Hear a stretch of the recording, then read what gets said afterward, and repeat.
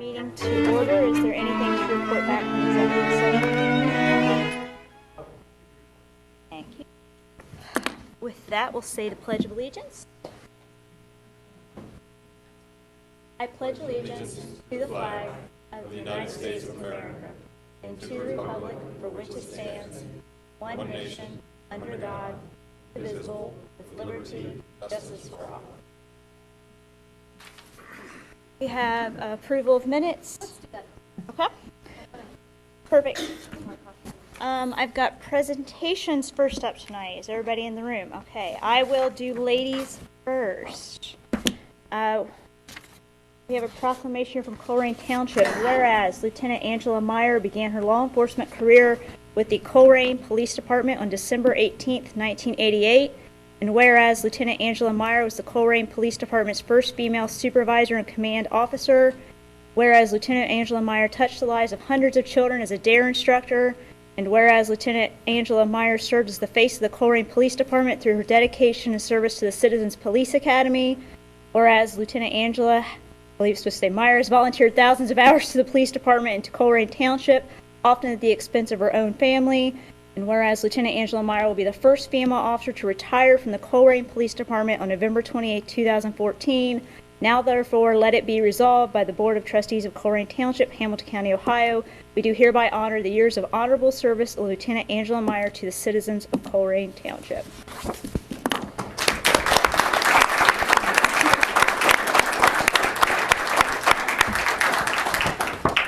I'll read Mark's and then I'll bring them over there. For Mr. Meyer, whereas Officer Mark Meyer began his law enforcement career with the Colerain Police Department on November the 9th, 1987, and whereas Officer Mark Meyer was the Colerain Police Department's first motor officer, whereas Officer Mark Meyer established a reputation for excellence in traffic crash investigation, and whereas Officer Mark Meyer served as the Colerain Police Department's range master, overseeing the training of every officer currently serving in Colerain Township. Whereas Officer Mark Meyer has volunteered thousands of hours to the police department and to Colerain Township, often at the expense of his own family. And whereas Officer Mark Meyer, Whereas Officer Mark Meyer will be retiring from the Colerain Township Police Department on November 28, 2014. Now therefore be it resolved by the Board of Trustees of Colerain Township, Hamilton County, Ohio, we do hereby honor the years of honorable service of Officer Mark Meyer to the citizens of Colerain Township.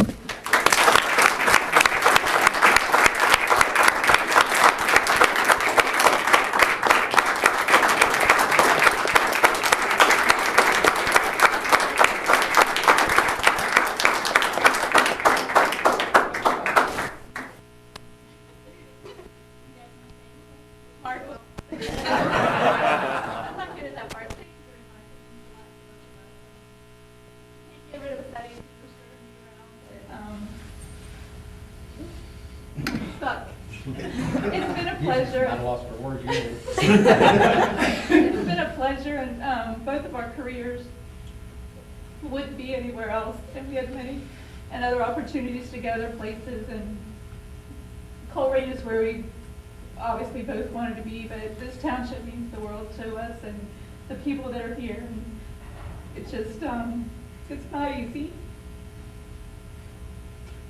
But again, we wouldn't be anywhere else, and we appreciate all of you. Thank you. Sure. It's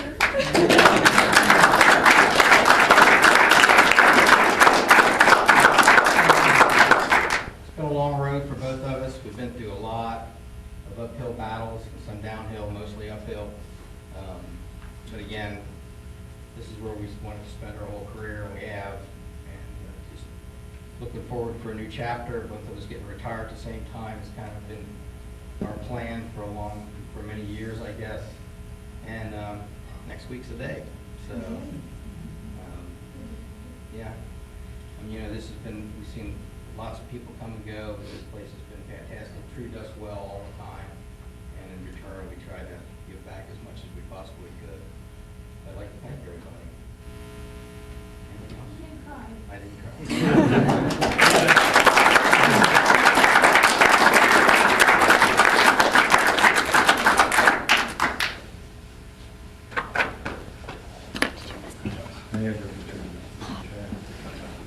And I'm sure I speak for all three of us that we greatly appreciate the service that both of you have put in and all the training and leadership you've given to all the younger officers that have come through after you guys. And we are definitely sad to see you go.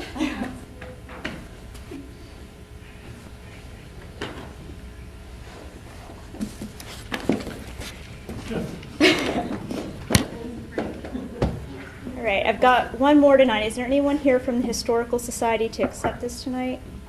Okay.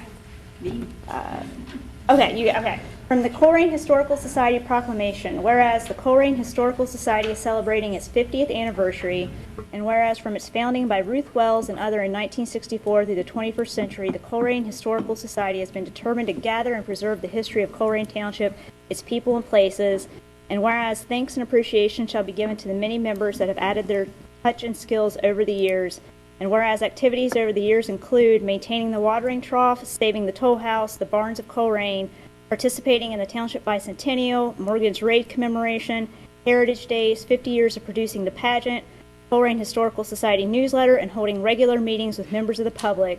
And whereas the next 50 years will hold adventure for the Society members as we move forward to gather more history in our rapidly changing township, and whereas we learn from the past to live in the present and build for the future, now therefore be it resolved that the Colerain Township Board of Trustees, Colerain Township, Ohio, recognizes November 23rd, 2014 as Colerain Historical Society Day in Colerain Township.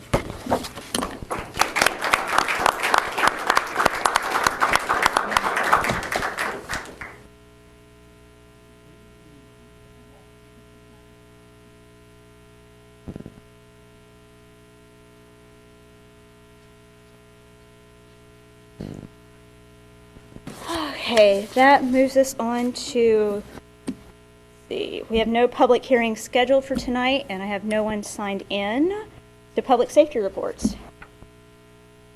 We did have one other presentation from the Good Timers to Officer Meyer. I'm sorry, I thought that was included. I think that it was under the police department. Was it under the police but that's okay, we can do it now. That's, yeah.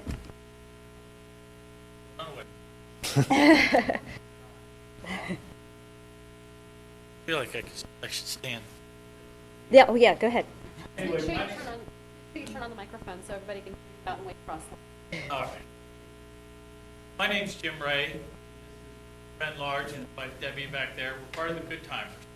A lot of people in Colerain Township know a little about us. Some of you know nothing. We've been doing fundraising for years now. Mark Meyer has been very helpful in our event for the last 13 years.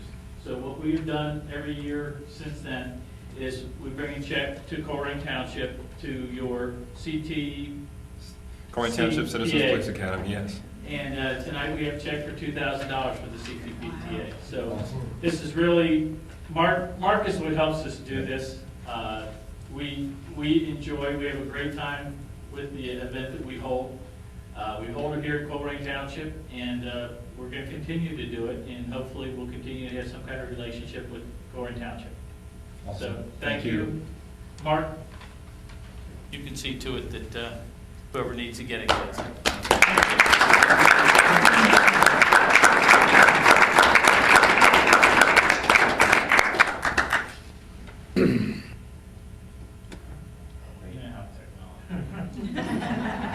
All right. Thanks, Mark. All right. And congratulations.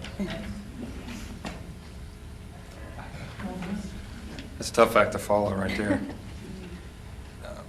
In the public safety report, we're also excited to announce that Captain David Pickering, a 30-year veteran of the Colerain Township Department of Fire EMS, completed the degree requirements for his bachelor's degree in fire science from the Columbia Southern University.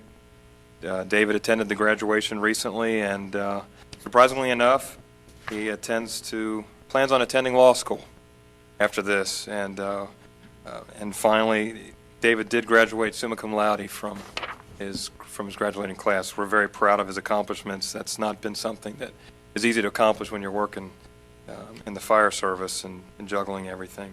Secondly, Chief Denny and Lieutenant Owens arrived at the CALEA Commission hearings today to speak on the behalf of the police department. It's an attempt for a second successive accreditation with excellence award, so we'll know later this week how they did in that respect. And finally, I had the privilege of being invited to Orlando a couple weeks ago as a member of the International Association of the Chiefs of Police Advisory Group addressing the issue of children exposed to violence.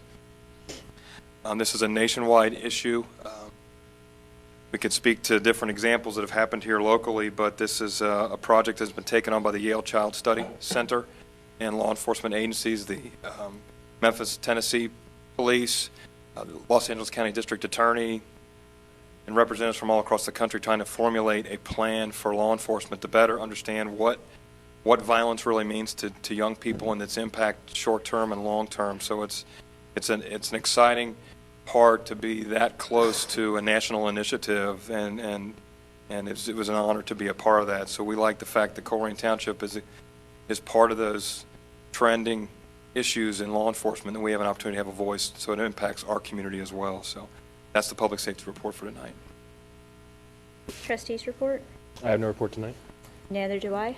I have one item. I saw it later on the agenda, Mr. Rowan, that we've got an item for underground utility burial, and it brought to mind the fact that that was a huge portion of our budget for the streetscape initiative, including the corner and Springdale. It also occurs to me now with the failure of issue 30 that our roads probably needs every dime it can get at this point, and so wondering about the possibility of diverting money from that project over to roads. Just in my judgment, that's where we need the money right now rather than burying utilities along Colerain. So do we have the flexibility to do that given the covenants that we have with our debt and everything else? Actually, we don't. Mr. Birkenauer is going to speak to the streetscape project later in the agenda, but we have asked bond counsel if there was any discretion in the legislation to reallocate that money, and unfortunately the language was pretty specific, and we'll have to go forward with those underground utilities. But Mr. Birkenauer will give a full update on that project Sounds good. this afternoon. Thank you. That's all I had. Next is citizens address, and again, no one has signed in to speak this evening. So we will move on to new business and the fire department. Okay. First item is a action item on behalf of the fire department. It is a part-time pay rate change for Shane Schnell. I completed the paramedic training, received a certification, and request a pay rate change to $16.61 effective October 31, 2014. Request the board's approval. So moved. Second? Peters? Aye. Ms. Reinhardt? Aye. Mr. Ritter? Aye. Second item for action is requesting the following individuals receive a status change from firefighter 2A to 2B. Firefighters are Andrew Meyer, Douglas Lally, Ryan Pennycamp, and Robert Wagner. Ask for the board's approval. So moved. Second. Peters? Aye. Ms. Reinhardt? Aye. Mr. Ritter? Aye. And the last item is the request of the board's approval to hire Alex Pauley as a full-time firefighter in replacement for another firefighter that recently separated for another job. Alex Pauley began his service with Colerain Township in 2012.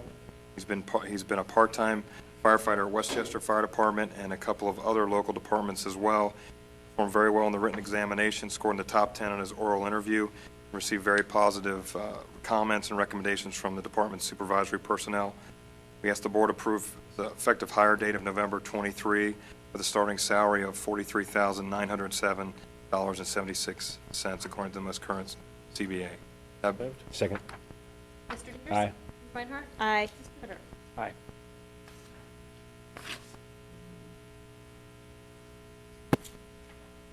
Sorry, police department, still you, that's why. I know we get. Okay. First item is that the board approved the donation acceptance that Officer Meyer received from the Good Timers in the amount of $2,000. So moved. Second? Aye. Ms. Reinhardt? Aye. Mr. Ritter? Aye. Next items for the board's approval is the appointment of full-time police officers. The Chief Denny requests the board approval for the appointment of Sam Shea for the position of full-time police officer. He's 23 years old. He's served in the role of reserve police officer since June of this year.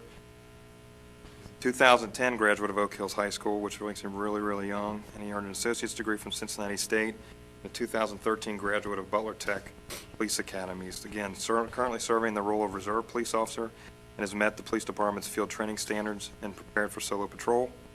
He would fill the vacancy created by the recent separation of a full-time police officer. His annual salary would be $47,520.28. Again, he's responsible for the 20% of his health care agreed upon within the MOU signed on by the union and the trustees. They ask that the appointment be effective November 23 of 2014.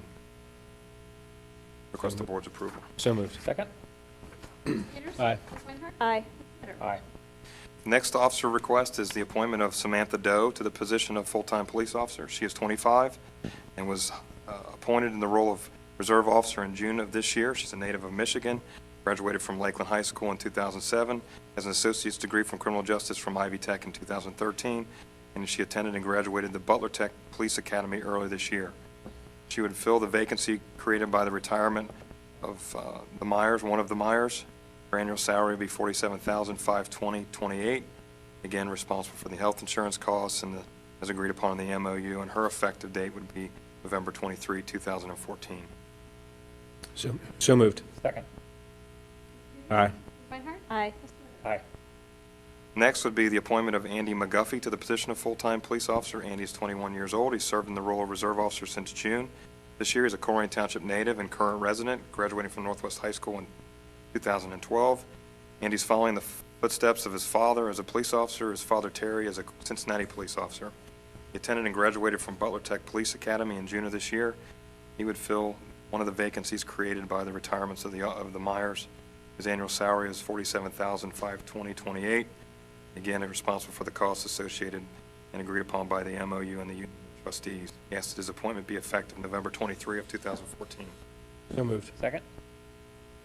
Aye. Ms. Reinhardt? Aye. Aye.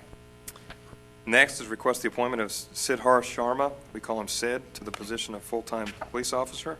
Sid is 31 years old. He's a native of India, came to the United States in 2001, and graduated from Fairfield High School in 2004. Sid until just recently worked for another law enforcement agency in Hamilton County. He's a 2009 graduate of the Great Oaks Police Academy. He lives with his wife and his son. He's the first officer, would be the first officer hired in 2015, made possible by the passage of the police levy in May of this year. His annual salary is $47,520.28. His appointment date would be effective January 3 of 2015. Ask for the board's approval. So moved. Second, before we take the roll, so this is the first one that is kind of incremental to our current Yes, sir. complement. And Yes. you would say it's a process of us trying to catch up still from the bandwidth we lost from the sheriff? How would you characterize the use of the incremental bandwidth? Yes, that's where this Catching up. 2015 and 16 is, yes, sir. Right on. That's- Thank you. Ms. Peters? Aye. Ms. Reinhardt? Aye. Mr. Bitter? Aye. And finally, is the appointment of Reserve Officer Brent Withington. Ask the board's approval of the appointment for Brent to take on the role of Reserve Police Officer. He's 25 years old. He's currently employed with the Police Department as the full-time night shift clerk.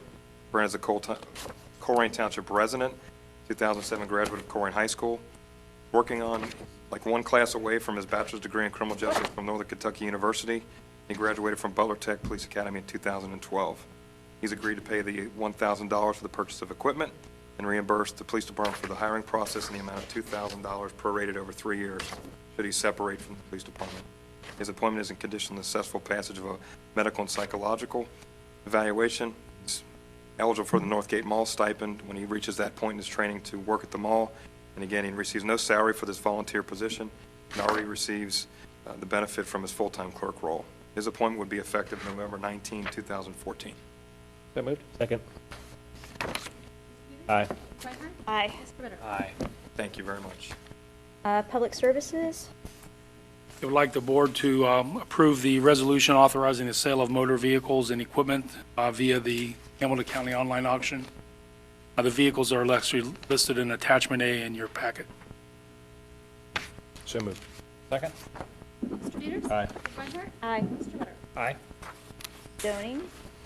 First item I have for you this evening is a recommendation to approve a resolution that declares the bench billboards that are located within township right-of-ways a nuisance. They're currently in violation of our zoning resolution, have been cited as such. This resolution stipulates that because they are a nuisance, they need to be removed by January 1st, 2015, or else face monetary penalties. So moved. Second? Peters? Aye. Ms. Reinhardt? Aye. Mr. Ritter? Aye.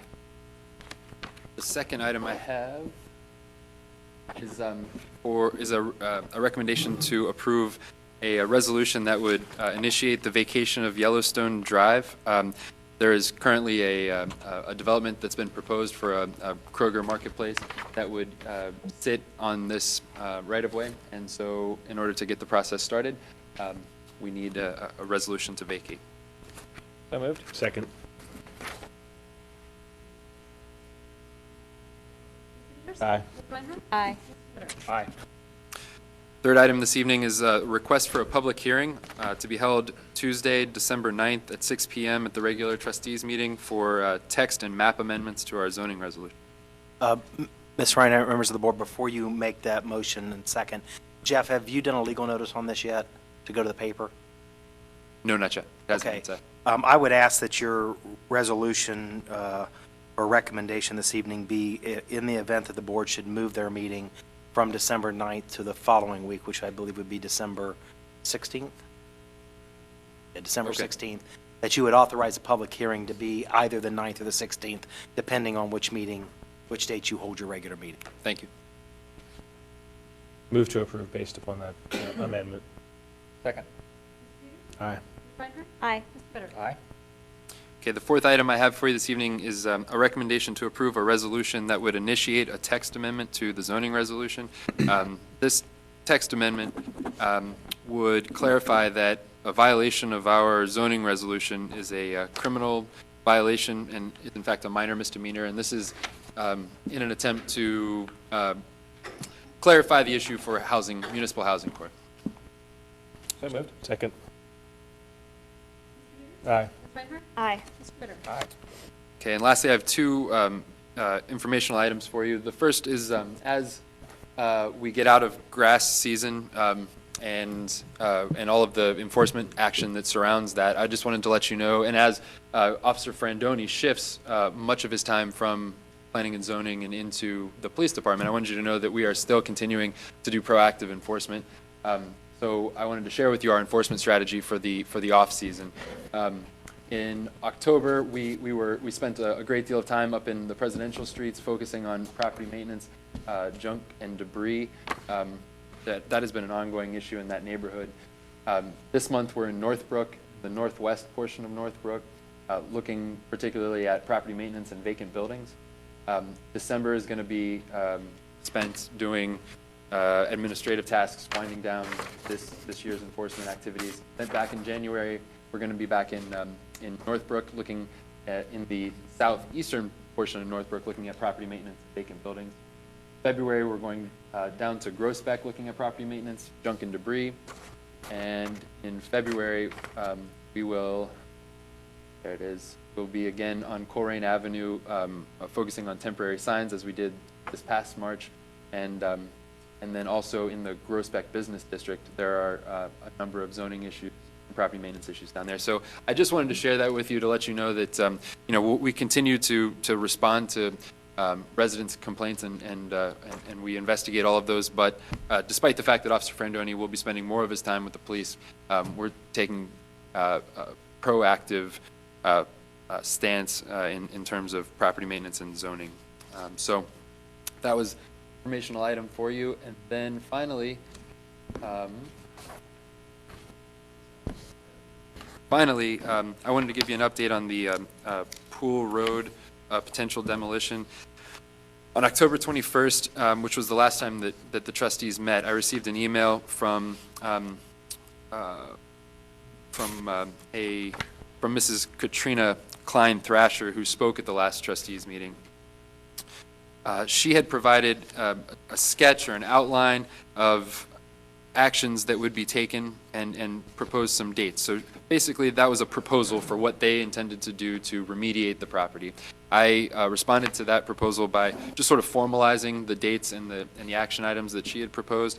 And I just wanted to share with you all that that we now have a series of inspection dates. We have 4 inspections, the first or the next one being December 5th.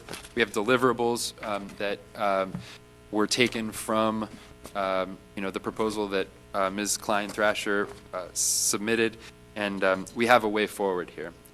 There has been some new information, some new activities related to this property, most pertinent of which is the Metropolitan Sewer District is requiring this property to connect to the sewer, which is across the road. So that is a new task that was unanticipated before and poses a bit of expense. So that's a new development in the case. But I'll continue to be vigilant and follow the inspection dates that we set. And so long as every deliverable is met, by the inspection date that's clearly stated in this letter, I think that the house can be saved. If they are not, then we'll be back here to talk about dealing with this public health issue. Great. Thank you. Administration? Good evening. The first item tonight is just an update on some of the projects we're working on. Safe Routes to Schools, just as an update, we have shortened that project to there around Brockton, so it's going to go from Colerain Elementary to Brockton Drive. That was due to some construction cost. If you recall, Safe Routes to Schools, 100% of the construction costs are paid by ODOT. We pay the engineering and the right-of-way acquisition. We are proceeding with that shortened safe route, and we're in the process of right-of-way negotiation right now, and there's minimal right-of-way being acquired currently, and we're hopefully going to go to construction the summer of 2015. The Colerain I-275 Gateway project, they just completed security fence, the low bidder on the project, the as-built for the project, and they would start constructing those very shortly. And Colerain Avenue widening north and south, a lot of people were expecting that to happen in fall. It was supposed to. They still are trying to get the utilities out of the right-of-way. This is an ODOT-led project. It should go to construction around April and be done in the fall of 2015.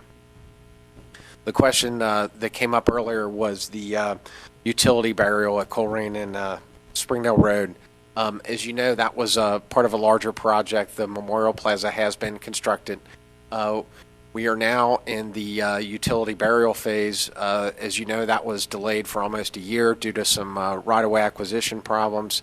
There was a portion of the right-of-way that was registered land. Another portion was located within a trust of employees, and it was very difficult for us to get all that under contract. We now have that under contract, and we have recently received our ODOT permit. You couldn't get a permit from ODOT and apply for that even if you didn't own all the land that you were applying for.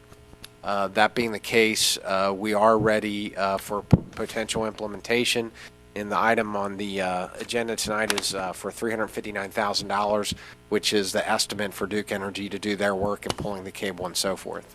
That's where we're at, and something else that I think is important is that we have a $250,000 plus safety grant that ODOT will implement in terms of improving the Colerain Avenue, Springdale Road intersection with the black mast arms.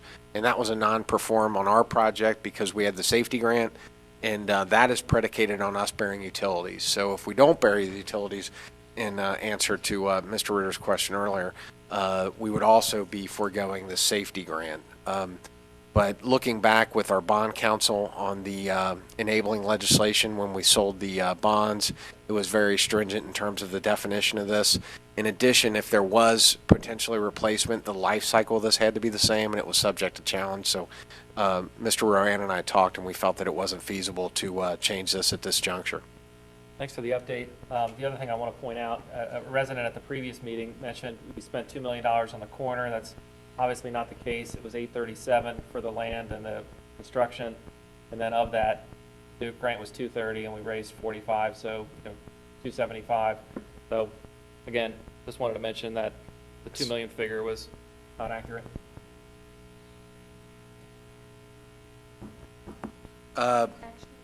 No, that was just information. If the trustees are okay with this update and proceeding with the utility burial with the knowledge from bond counsel and so forth, I would like to ask for permission to sign the time and material estimate from Duke Energy to proceed with the utility burial project of $359,000. So moved. Second. Aye. Ms. Reinhardt? Aye. Aye. Thank you.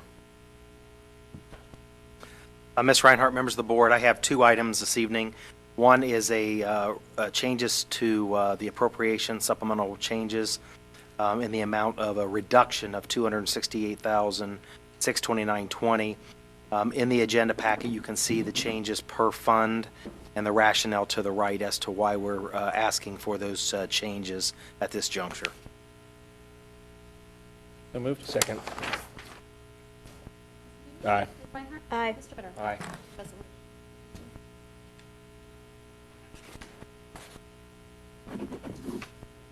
Okay, my last item to talk about this evening is the proposed changes to the 2015 budget as a result of our JED-Z failure on November 4th. As you know, in numerous public meetings, we talked about our public infrastructure needs ranging from $1.2 to $2 million, and that this JED-Z would have generated approximately $1 million, or approximately 50% of what the need. Now that the JED-Z is no longer an option, we have to kind of turn to look at the budget and see where the opportunities are to generate some savings to potentially earmark for roads. What I'm going to go over in the next couple of minutes are proposed increases to our fees and our rental income, as well as budget reductions in 2015 that will free up approximately $588,000 that the board could choose to earmark for streets if they desire. I also put on this slide, just as an information point, not that I'm advocating for additional property taxes, but we do have a number of citizens that have asked us to consider seeking a road levy to address the public infrastructure needs. And in order to meet the needs that we've identified at the $2 million level, we would need about a $1.85 mil levy, which would cost the owner of a $100,000 home $64.75 a year. If we were to go with $1 million or a 1 mil levy to generate $1 million, which is what the JED-Z was going to generate, we'd be looking at $35 a year. And as you know, we took some criticism that that $1 million is not enough to address the need. This is kind of what we're going to have to deal with over the next year, is how we're going to address our crumbling infrastructure. So we know that JED-Z is no longer an option. We've identified another $588,000 that we can cut and change the way we operate the non-safety budget and earmark that towards streets, and then at some point in time determine whether or not there's an appetite within the community to seek a road levy to address our public infrastructure needs. So looking at 2015, my recommendations, and many of these will be presented to you at the next meeting in the form of the temporary appropriations for 2015. But we are recommending that we increase our rental income at our community center. Tawana Moulter, our events coordinator, has done a phenomenal job of generating new interest in the center.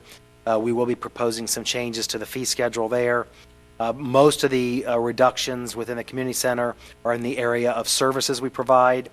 We're proposing to eliminate the art instructor and reduce coordinator hours, a reduction of our casual employees, and reduction of operating supplies. The net impact on the budget would be $78,000 for the community center. And if we choose to take this path, the goal going forward would be that the community senior center would have to be self-sufficient. It would no longer provide any money from the township general fund. On the park side, we're going to be proposing pretty significant increases in our parking passes, both daily and annual, as well as increase in our soccer fees, our rental of our baseball fields, and our shelter rentals. And I'm talking pretty significant. We'll be recommending a $25 annual parking pass and a $5 daily parking pass beginning in January. And our fees for soccer, baseball, and shelter rentals will be going up, or our recommendation is to take them up 150% of 2014. It's very difficult in the parks. It's not as simple as just saying we're going to close a park because of the ongoing maintenance needed to keep the parks going. So our opportunities are limited, therefore the revenue opportunities is something that we feel necessary to try to bring some money back into the budget. We're also going to be shifting the employees that we pay for out of the Parks budget into Public Works. All Parks employees will become Public Works employees, which means that they will be assigned primarily in the area of Public Works, and in the summer months, they will have a concentrated effort on maintaining our parks from a mowing perspective and a maintenance perspective. Our proposal will be to eliminate all seasonal workers next year, except for the parking and enforcement individuals. All mowing will be handled by our Public Works Department, and we'll be looking to reduce operating expenses in the Parks Fund. It's important to recognize that we will also be looking at a more proactive enforcement of parking violators in the parks. We've somewhat been passive on that. We've promoted the parking passes, but we haven't really enforced. We will be putting signs up in the parks indicating that there will be penalties for not purchasing or acquiring a parking pass, because if we don't enforce the revenue collection, we're not going to be able to generate the revenue needed to shift into streets and roads. On the zoning side, we're proposing increases to our zoning and BZA fees. We're proposing to eliminate the 2-day-a-week receptionist position, eliminate our internship position, transition our enforcement to the police department, eliminate budget for the comp plan. However, we are going to be recommending that we take our part-time planner to full-time in light of all the increased fees and the tracking of the vacant foreclosure properties, as well as the enforcement of those fees and everything else that's going on in the township from an economic development position. We feel that the efforts are needed to have somebody there, more consistency at that desk. She'll be working the front desk Monday and Tuesday in addition to her planning roles, so that we have a face of the township addressing those concerns that come forward. This does not totally reduce our reliance on our parks and our zoning from the general fund. There will still be an annual amount of money provided to those two funds, but we believe we've taken them down as far as we can at this juncture. And then changes to our Public Works budget. Why does this become important? Because this is money that we now need to pay for those parks employees that are being shifted over. It's going to change the life cycle of how long those Public Works funds will operate. We're going to be changing the way we deliver salt. We're going to reduce the amount of salt that we apply to the roads in order to reduce our operating expenses. We're increasing our park payroll, and unfortunately, we're also going to be looking to eliminate our Public Services Director position, and that will be one more additional senior staff member that we will not have on in the township. So the amount there represented in this budget projection represents actually it would be 9 months of savings in 2015. I've talked to Mr. Schwartzoff, and we're looking to provide him an opportunity through March 31st, at which point in time that position will be eliminated, and we'll be looking to capture those savings moving forward. So as I said earlier, those savings amount to $588,000, and at this point in time, we need to decide, or as we adopt our temporary appropriations next meeting, whether or not that $588,000 gets earmarked for street improvements, or whether we just let it roll to the bottom line. And I would say to that point that we entered the year still with a structural deficit. You know, we were spending money out of the general fund to make the books balance essentially. So, you know, I would argue 588 can't be easily diverted over to road improvements when we're at a structural deficit. So, just something to keep in mind as we go forward. But thank you for putting the options together. Yes, sir. Too bad it was necessary. Fiscal Officer's Report. Should we do the approval of minutes?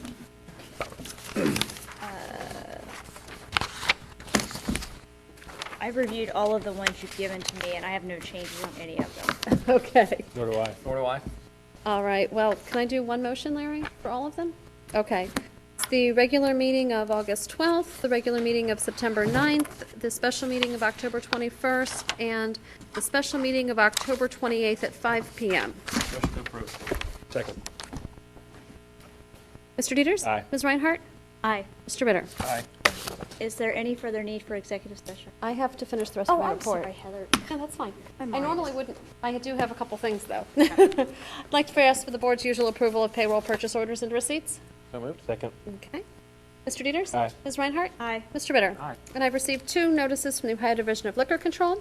One for a new permit for Los Palos Hermandos 2 LLC, DBA Wingstop at 9336 Colerain Avenue. And then the second is a transfer from Shivani Inc., DBA Colerain Sunoco, 7434 Colerain Avenue, to MS Lost Dream Arise LLC, DBA Colerain Sunoco. Talked to Mr. Mills about both of these, and they don't see a need for the hearing on either of them. Certainly wish the new folks at Wingstop well in their new business. So, thank you. Okay, now, is there any further need for executive session? Okay, is there a motion to adjourn? So moved. Second. Mr. Dieters? Aye. Ms. Reinhardt? Aye. Mr. Bitter? Aye. Everybody have a good night.